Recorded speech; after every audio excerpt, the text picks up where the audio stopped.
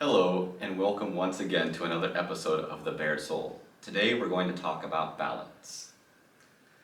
Would you like to start us off, Rick? Yeah, balance is kind of an interesting subject. From my personal experience, if I'm out of balance, I know something's wrong right off the top.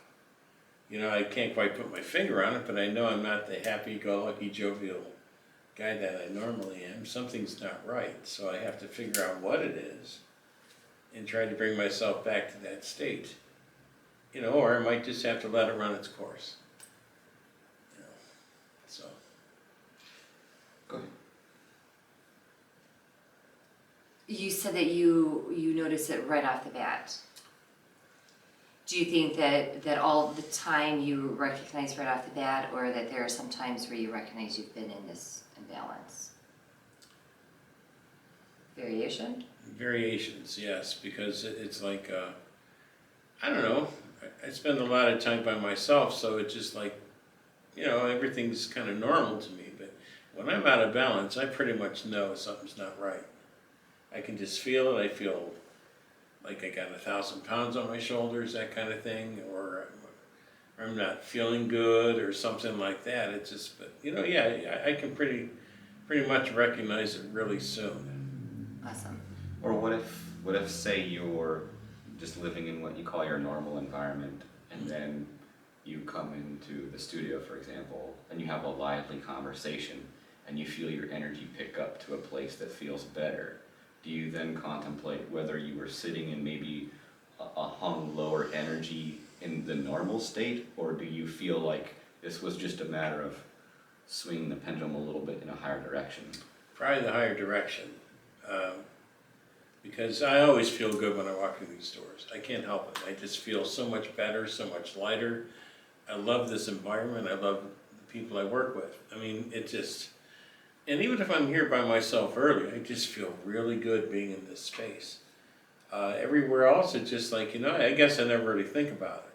Yeah, and I think I proposed that question because oftentimes if we're in an environment that's maybe not so healthy, or we're not feeling so good, but that's the default that we've known for so long, we might not be in a realizing state that we're to one extreme or to the other until we pull ourselves out of that environment and get a shift in our energy and a shift in that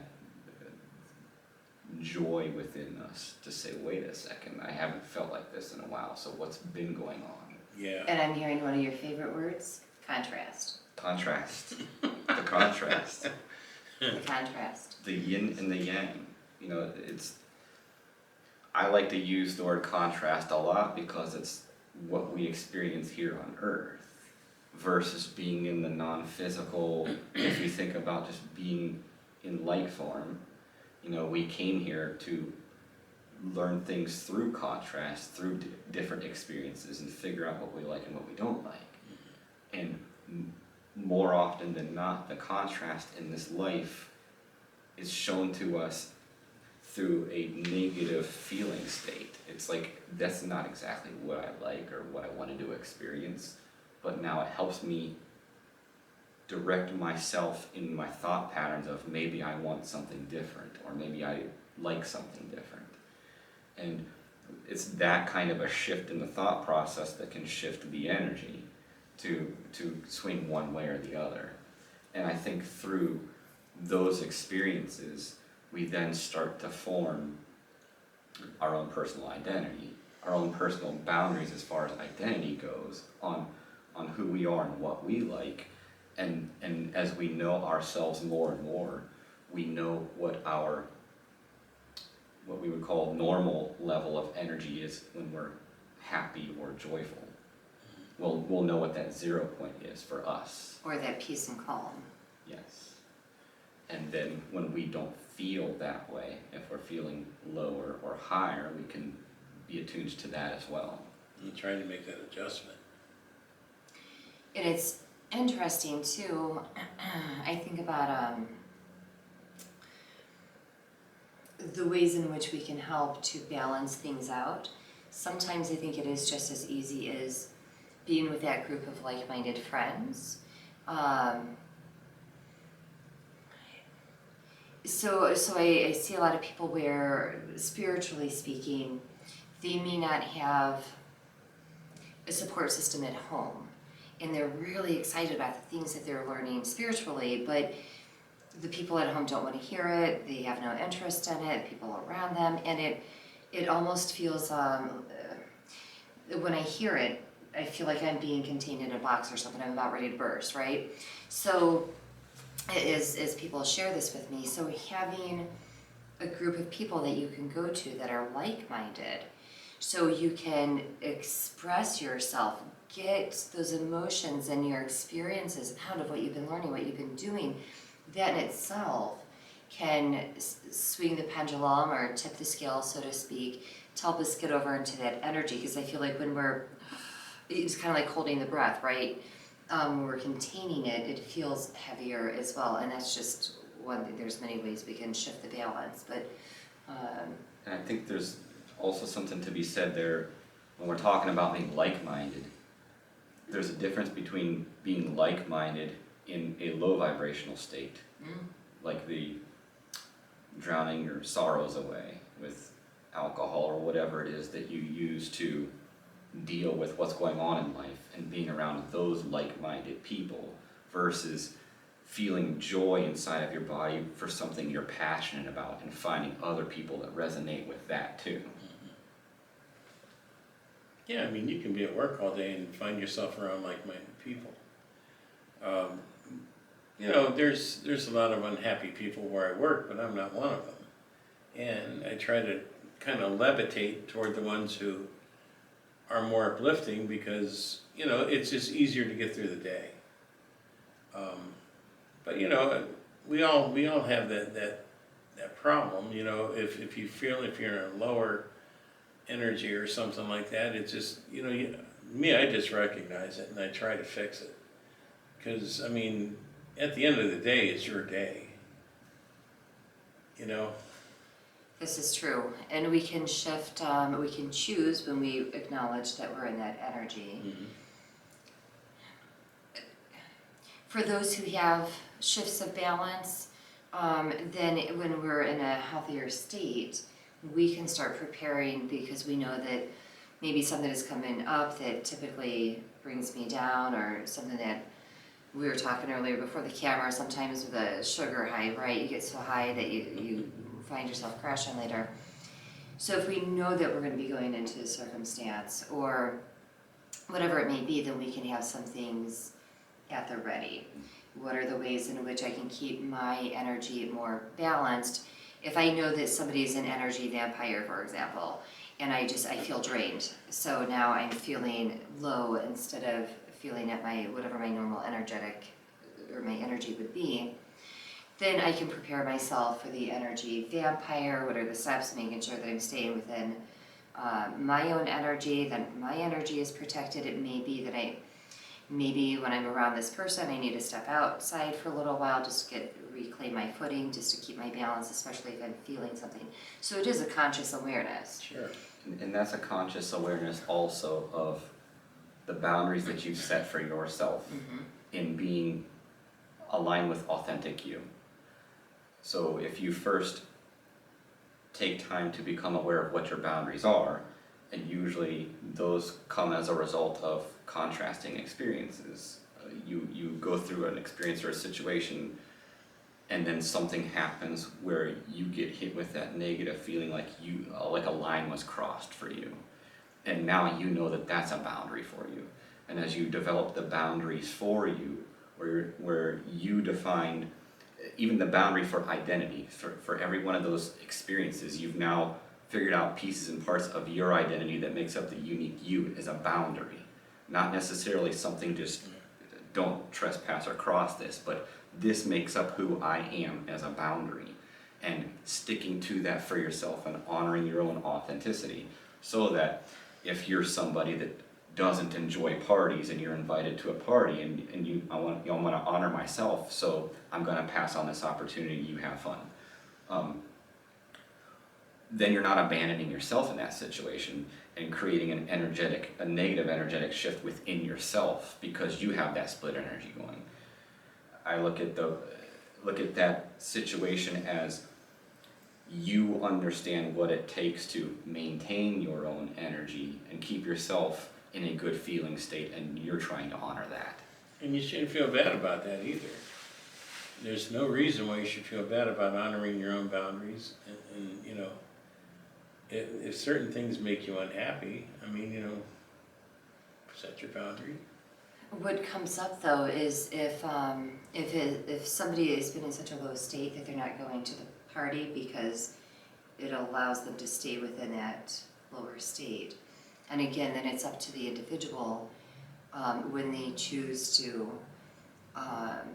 Sometimes it's a little bit deeper than a choice, but if we're consciously aware that, you know what, I'm probably going to have a really good time at this party, and so I'm just going to go, and if I don't have fun once I get there, I can always turn around and come out, like taking those steps of shifting, because, you know, we're not licensed mental health professionals, we don't claim to be, and this isn't too Not a bad. to any type of alternative. It's just our experiences and bouncing off each other. But we can get so caught up in that energy as well. But yeah, when you're just going because you're feeling pressure to, but you really don't want to be there, that just, as soon as just saying the words, I can feel the heaviness in my chest. You know, where do you feel it? What is your body trying to tell you? Because your body will tell you, even if it's the food for you to eat. I think just about all of us have had the experience. We're hungry, we go to the refrigerator, we open up the door, and we're seeing things that maybe we normally would like, but today, like, I can feel my belly turning over, like, oh, you really don't want that today. And as you're looking at the different food, your body is telling you. So same thing if you're stepping, and it's different even than comfort zones that we've spoken about before.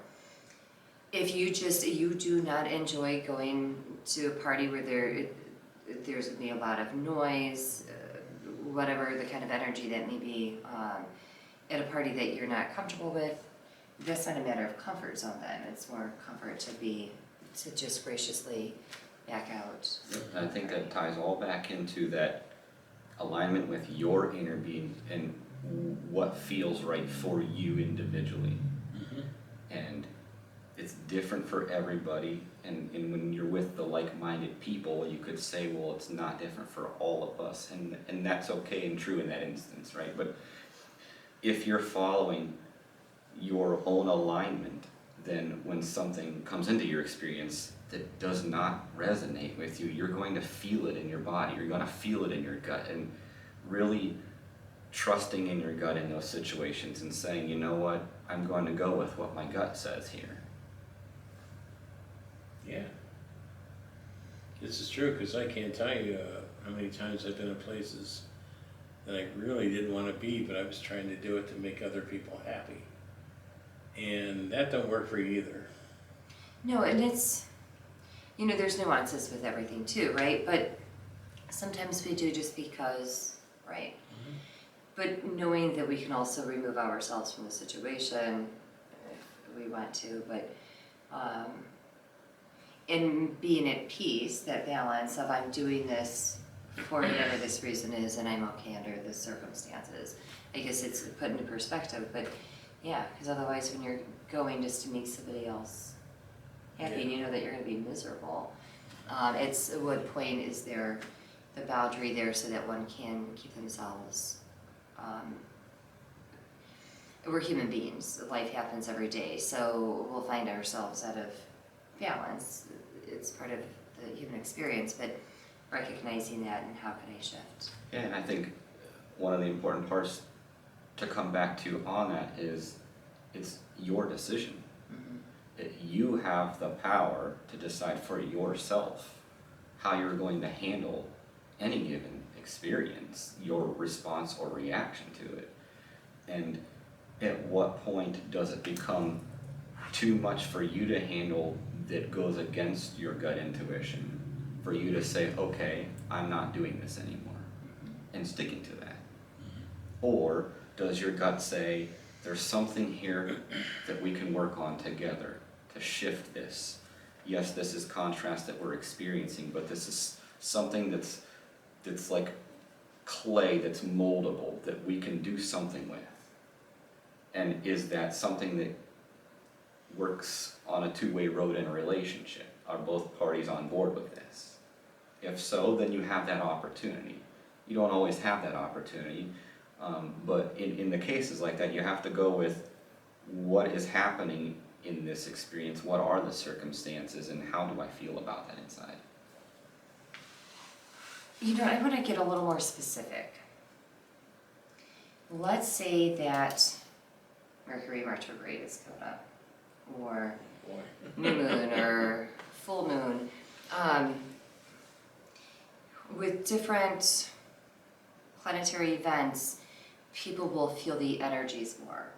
So how do you guys feel about that, about being able to get back into a point of balance where maybe they feel like whatever is going on astronomically is affecting their energy? There's a part of me that immediately looks at it as no different than interacting with people. Somebody can affect your energy, but it's up to you to reclaim and shift your energy if you're feeling a way you don't want to feel.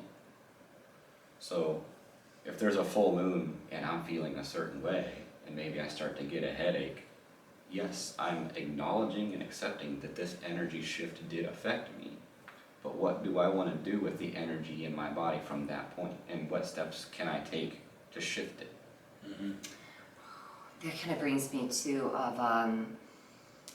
you know, if we're feeling that we're really absorbing a lot of the energy from whatever the event may be, right?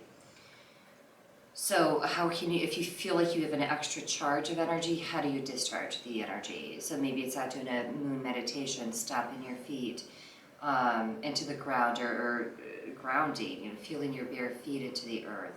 How can you release some of that overcharged energy? And then likewise, even using the same examples, if you're feeling that whatever's going on is draining your energy of getting back out, getting your bare feet into the earth, feeling that energy come up within you to bring you back into balance, or whatever it is that is right for you. And it may be that this is what I want to be with people, so I can kind of feel the charge in the room by being around others. It may be this is the time that I'm going to retract and be alone. This is how I'm going to recharge my batteries. Everybody's different, and the same person can choose different things at different times too.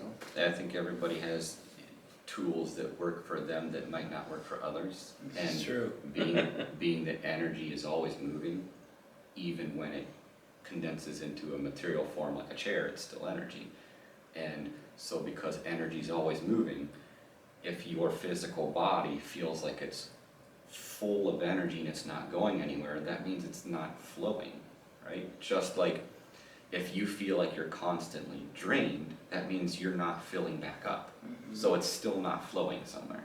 So what practices or tools do you know work for you to recharge or to release? That's true, because I'm sure there's still people out there that's not even aware of what a Mercury retrograde is. Or they just assume the full moon, okay, act a little weird during the full moon. Okay, you know, being aware of these things helps. Yeah, and some people, they don't get affected by these events at I all, haven't much either. but for those that do, when you know that you're sensitive to that, of maybe having a game plan, or when you realize, oh, I didn't even, my energy has been like this, and then I realize that this event is going on, I wonder if that's what is affecting it. But you can still go into, so here's some practical advice too. You can still go into your body. So if you feel like you've got all this energy, as Steve was just saying, it's stuck. Where is it stuck? Do you feel as though it's in the upper chest, almost like an anxiety or something that's kind of welled up here? Do you feel like your feet feel like they're cement blocks? Do your shoulders feel heavy? Just by doing a scan of your body, asking yourself the question, where is this pent up energy? Where is the blockage that's keeping this from moving? And it may be that you're feeling it more into like it's blocked here.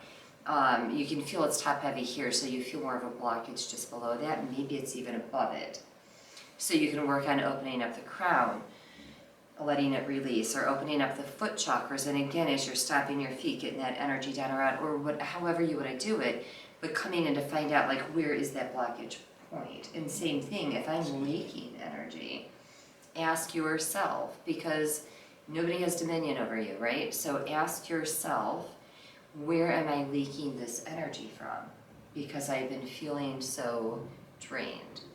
And then you can scan and see if you get some hits, and then how do I go about bringing that energy back to where it is filling back up again, instead of, one of the things I used to do, I don't know, well, yeah, I guess it is the bared soul, right? Very soul. So, Bear it all. being a single mom, when the kids would, the times that they would go to their grandparents or with their dad occasionally, that was my time to recharge. And I saw it as, at those times, I saw it as like my tolerance and patience, because I always had love for them. So this tolerance and this patience, so then when they were gone, that was my time to refill, because I felt like life just kept going, and then I just felt depleted. So then when I did have those moments, I could just kind of focus in on myself, or the self-care, replenish those silos, so to speak, and that way I was recharged for when they would come back home. But I noticed that, but I didn't notice it right away. It took me a while to consciously figure out, oh my gosh, it's because I'm doing all this stuff and I'm not stopping long enough for me. Yep, I wanted to touch back on, when you're talking about the body and energy being trapped, there's a reason why our physical body has nerve endings and receptors, and why we're given feelings in our body. The body's going to tell us exactly where the pain points are in the body, so that we know what the area is to focus on. And on the other end of that stick, maybe along the lines of the draining of energy, if you feel like you're not feeling something in your body, that's also an area to focus on. Like, I'm just not feeling anything in here, like indifference almost as far as pain goes, where you know something's off, but you're not quite getting that bodily sensation that says, hey, look at this. If it's not there, you should be feeling something there. It's also an area to look at. That's interesting, because that reminds me sometimes when, maybe for myself or working with others, where I can see their top half, but it's like they don't even have legs. And usually that's an indication for me that somebody isn't grounded, that the energy is stuck. It's up here. They haven't been, it's not uncommon for them to say, yeah, and I've been feeling stuck, or whatever it is. Getting those legs, getting that energy flowing throughout the body. Yeah, because So if that's like- you think of those times where people talk about dissociating from their body when they're going through pain, like I saw in a movie one time, a guy was getting whipped on the back, and he zones out, and he's just sitting there, and he goes somewhere else mentally, and he's no longer feeling the pain on his body, and everybody's wondering why he's not grimacing. It's because he's detached from the physical body, and he's gone somewhere to a non-physical place, wherever he's gone in his mind, and that indication, we all know that there's something going on that should be hurting the physical body that's causing pain somewhere, but he's not around to feel it. Mhm. I think I might have saw that same movie. I did. But that makes sense though too. Now that doesn't mean that when he comes back in the body, he's now feeling Oh no, the pain in the he'll flashings. feel it worse then. But at least the initial blows, that separation, and that's common for people. And much like scenarios where adrenaline is pumping, Mhm. car accidents, robberies, etc., where all of a sudden adrenaline kicks in, you're not feeling any pain even if you just got shot in the leg during this, whatever is going on.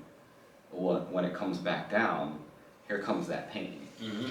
Okay, so let's use that, right, Mhm. as an analogy here. So we have the adrenaline rush, right? So we're not feeling it. There's some level of disassociation because of the adrenaline, however it works out biologically or physiologically. But for healing purposes. So now, then, I'm coming down, I get to the hospital, get the knee taken care of, whatever it may be, so I'm assuming there's probably gonna be recovery time if I'm shot in the knee, right? So we may experience coming back to a balance, so to speak, but if the trauma of it, we are still holding some of that energy in that place of the adrenaline rush, that can still prevent us from truly getting back to that balance point, because part of us is still in that adrenaline rush. That could even be years or decades later. So of going back in to allow yourself, I kind of see it as an exhale, holding on to that energy from that time ago, of being able to release that so that that part of us can come back down into balance too. Yeah, because I would not expect any human being to be able to properly emotionally process an event like getting shot by somebody in the moment. And if you can't process that emotion in the moment, trauma happens. It gets stored until it's able to be processed. And I can even look at it, a adrenaline rush as the extreme swinging of the pendulum. It's being held away from that 0 point for a certain amount of time. But using that pendulum, then as somebody is healing from the incident, right? Even though they're coming down, there's still that little bit of adrenaline that's still kind of caught up in that situation. Yeah, because even if their body starts feeling the pain, much like Novocaine wearing off after you've gone to a dentist, and then you start feeling the ache, your mind could be stuck in that trauma of what happened, and you still aren't really identifying with the pain that's now coming back. Or maybe that pain is so intense, you want to stay over there, right? But that's healing too. I mean, that's, that's, in all these things, it's the conscious awareness, coming back into the body. Actually, as we're talking to, I think we should do a video on external forces versus internal forces. So just kind of throwing it out there. So, one of the things when you first started speaking at the top of the video, of how you recognize in the moment, like, my energy is off, I'm out of balance. What about when you are in a really good space, like you're in that high energy?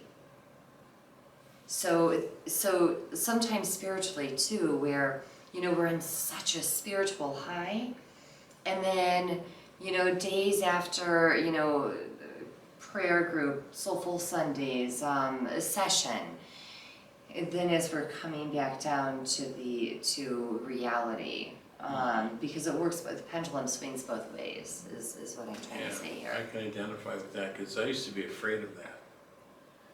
When I get into these, and not necessarily a spiritual high, if I was around a group of people that made me feel great, or a spiritual high or whatever, and then I'm thinking, oh no, this is going to crash.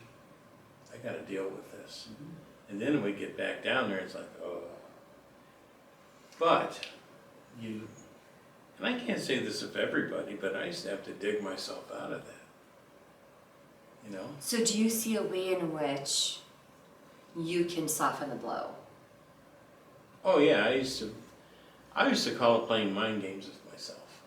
All right. Because it's like, yourself better than anybody else, and okay, I'm up here, and I know it's gonna drop like the ball on New Year's Day.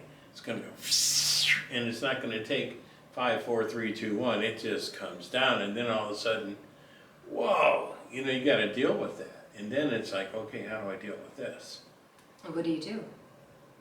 Oh, I don't know. It depends on what Sometimes I'd watch a movie that I'd love to watch. It's something to get my mind off of it. I'd have to get my mind shifting. off. Yeah, I'd have to shift that thought in my mind. I have to get my mind off this. So I would figure out ways, something that would make me happy, to make me stop thinking about it. And that's true just about any time that happens to me. I have to figure out, and even if I'm at work, if I'm not having a good day, I have to play a mind game with myself to bring myself back. I don't know if other people experience that. I know I do. I think it's important to, there's a delineation between shifting and completely avoiding, right? Yeah. So if you're in an environment, for example, like in my early childhood where a lot of dysfunctional things were happening, and then something really fun got planned for the day, it's like wanting to capture that lightning in the bottle and hold it forever, because you don't get to experience it that often. Like if I was going to Chuck E. Cheese as a child, and I'm like, man, we don't ever get to go here, you know? So you want that night to last forever, and you don't want to leave the place because you know what you're going to go back home to does not compare to the fun you just had that night. So we want to cling to those opportunities when they feel few and far between. And we hold ourselves on that one extreme of that pendulum of something that felt really good. When life needs to have its ebbs and flows. There will be another day you go back to Chuck E. Cheese. Mm-hmm.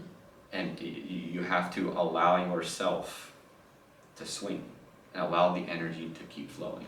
What I would do when I was a kid, I'd get a favorite song and play it 100,000 times. Some of you, boom, boom, boom. Why do you keep listening to that? Because I need to. That's all the answer I could give them is because I need to. This song makes me feel good. Something around here is going on around here that doesn't make me feel good. I'm in my own little world with my record player, and I might have listened to Neil Young do A Heart of Gold 8 gajillion times. But it made me happy. And it brought me back into balance where I wasn't in that state.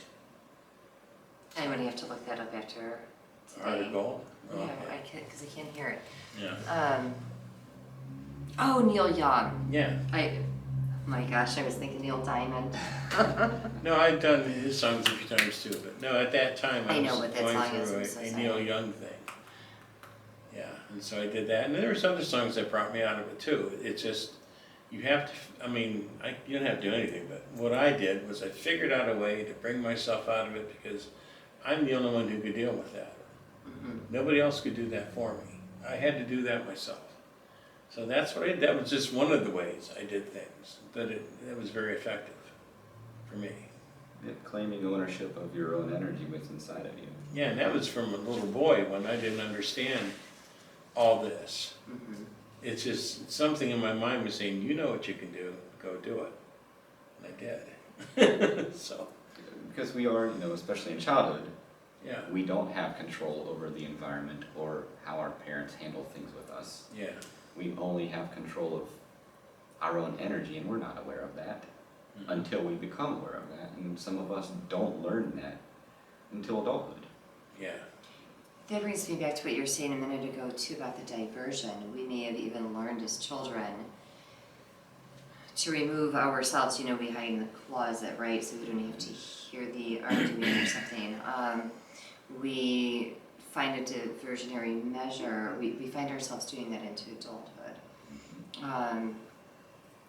And everybody has to choose for themselves if or when they're ready, but when we're able to break away, first become consciously aware that I'm listening to music or watching TV or getting engaged in, computer games or whatever it may be as a diversion from looking at where my energy is, why the pendulum may have swung, where am I in the state, with the pendulum, so that we can use those things. And I'm not talking about what you were doing because that, like, you were shifting your energy, but when we stay there, Yeah. that's where it. I think a key difference, at least in my experience, is any time in my past where I tried to divert by doing something like that, that negative feeling would grow. Like, it's not going away. And even when you're done doing the activity that you were doing to divert yourself away from it, you realize it's still there, and now it's even further in your face. Yeah, but for the time being, you're in a different place. That actually brings me to addictions, because masking doing something, but then the addiction, the problem is still there. So when we can, facing something straight on, to help in those situations, but And there's also a difference between whether it's a problem that you are facing internally versus a problem you are facing with other people that you have no control over. And going back to owning your part in the energy, your part in the interaction, and staking a claim on where you draw the line in responsibility. So you have the authority of your own energy and how you respond to something. And as much as you care for another person or people in a situation, you have to not take on the burden of fixing the situation for them too. yes. And that brings me to, this is a hard lesson. This was a very hard lesson for me sometimes. I still find myself learning it. Especially as a parent, and all of us here are parents. When we see one of our kids struggle, for example, we want to do for them, right? Because we see the struggle. And it may be a partner, it may be a good friend, fill in the blank. Sometimes, so there's nothing wrong at all. In fact, I think it's beautiful when we want to help each other. But sometimes we step over that boundary, get out of balance when we take that on for them. Because if this is a lesson for the person we're taking it from, in my opinion, my experience, the universe is going to keep bringing that same situation back to the person. Yep. Until they figure it out, because it's their learning lesson. So every time I try to swoop in to fix something for them, all I'm doing is prolonging the inevitable because it's their learning lesson. Not to mention the fact that I just put all this stuff either into the pendulum or on the balance scales that has made me off balance. All right, so we just had a little glitch with the camera, so sorry about that. So if you notice the little jump. But yeah, so when, and I know, like, I can't fix things for people, I'm just using that terminology, but when I feel, I want to go in and help, sometimes it's, in the long run, it may be more of a burden. But again, the nuance, the difference between helping and when we're actually interfering with somebody's life lessons. So, anyway. Yeah, I think when we are able to show somebody the light that's inside of them so that they can use that light to work through their own problems, they can also claim the acknowledgement and validation for themselves that they got through this thing. Yes. Like how, that's empowering, right? When one can say, and I did this, I took the time, I went in, I went to therapy, or I did whatever it was that the person did to overcome whatever that is. That's empowering. That's going to keep filling us in a healthy way. And I'm kind of going back to, as Steve was talking about being drained earlier, those kind of things. Because we cannot fill ourselves through somebody else's energy. I cannot take from Rick, I cannot take from Steve. I mean, I can try, right? But it's not going to stay with me. Their energy is not meant to be within me. So ultimately, it's my responsibility to do whatever healing or to do whatever processing that I need to do. Now, that does not mean that I can't have a loving, supportive support system, which is just beautiful when we have a support system where it's okay to be ourselves. It's okay to cry. It's to show the ugliness, so to speak. And really, what's the ugliness? It's just the rawness of self, right? That each of us has. So to me, that's still beautiful. And it comes with being human, period. Mm-hmm. Yeah. Yeah. All right, so we talked about the energy, so if it's something like the planetary or something, and then also with relationships before we close, of having healthy boundaries helps to keep one more in a healthier balance. And ultimately, you have to decide what works for you. Right, because we all, there are sometimes I hear myself saying, I'm going to continue to put up with the behavior until I'm not. right? And like until I'm just done with it. Sometimes we can really be stretched and go a long way inside of this unhealthy energy before the shift occurs. Even in that stretching though, if you think about this, it's like you are from an egoic perspective saying, I'm this kind of person that can tolerate all of this stuff. And even when I don't feel like I'm tolerating all of this stuff, I'm holding myself to this standard, that this is the person that I am. And so, in a sense, you're hurting yourself by holding yourself to that standard, and you're also enabling the other party in this situation. Would it be too far of a stretch to say you need to know when it's time to tap out? Yes, that's what I'm talking about is, in learning those lessons of how far can I stretch myself until I'm tapping out of the situation, right? Yeah. And that's where Steve said everybody has to decide for themselves and where their boundaries are. I know when I first started learning about boundaries in my 20s, they were close and they were high and they were thick because not completely surrounding me, but in certain areas. And I came to realize that the healthier that I got, the less that I needed to have them so fortified, because I stood firm in myself when certain situations then would come up. But it took a while for me to realize that I had that within me. So I kind of feel like it adjusts with us as we go. The boundaries may adjust. What your balance point is, for me, is adjusted quite a bit of where my center point is.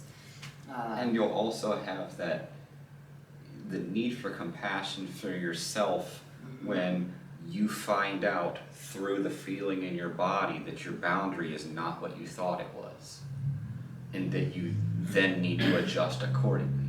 Yeah. Because if we're always evolving and ever expanding, there's going to be shifts that are constantly going to happen. So we can't necessarily write all of our boundaries in stone forever. They're going to have to expand with us to some degree. And so having the compassion for yourself, when you come to the realization that your boundary needs a shift from what it used to be able to make that shift for yourself without holding yourself in jail. Mm-hmm. Truly.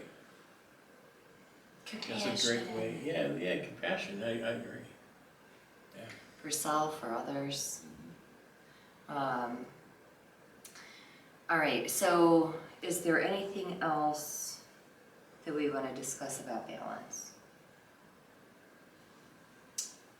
Well, it just can be knocked off balance very easily. It's just trying to figure out a way to bring yourself back in. Right, because life happens, right? It does. And then what is your balance point? I used to think that happiness was my balance point.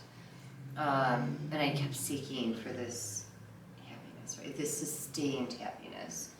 I'm coming to realize that peace was my center point. So when I'm in that state of, feeling that calm or feeling that peace, it's when I'm up or down.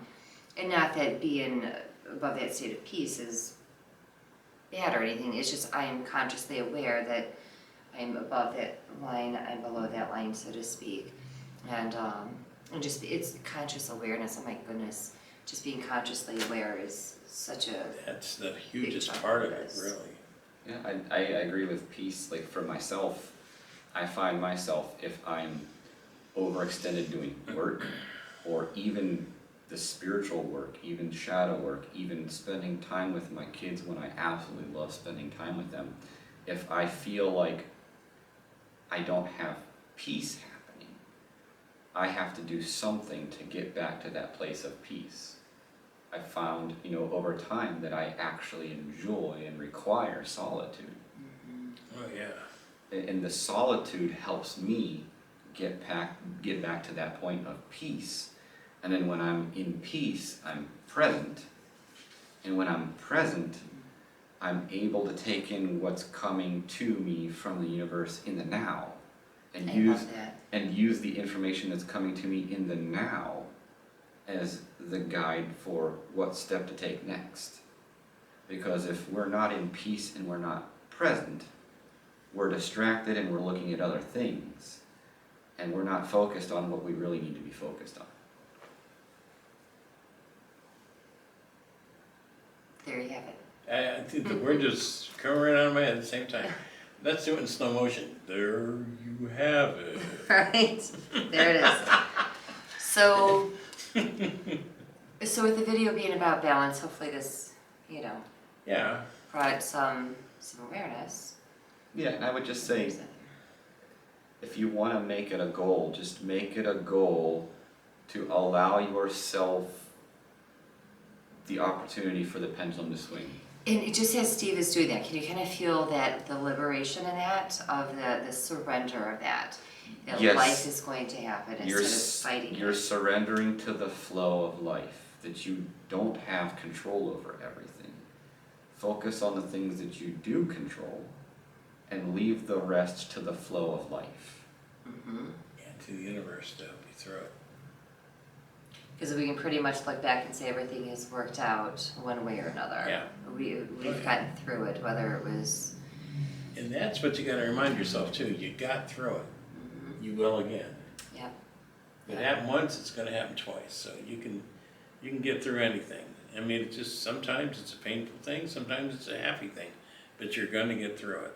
And all of it are pieces of life, right? Yes. The experiences of life, the good, bad, and the indifferent. And I mean, isn't that part of what makes life so rich, right? The contrast, as Steve would say.